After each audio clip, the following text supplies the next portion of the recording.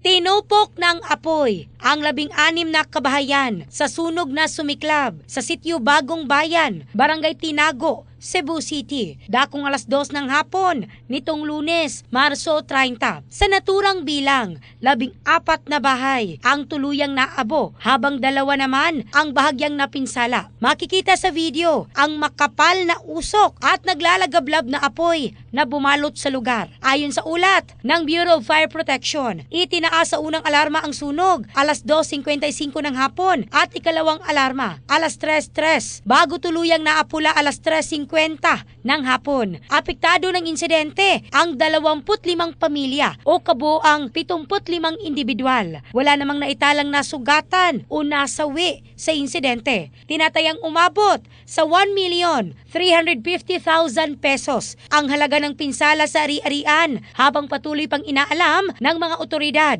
ang sanhi ng sunog. In the heart of changing lives. Ako, si Michelle Craste ng Brigada News Philippines, the Music and News Authority.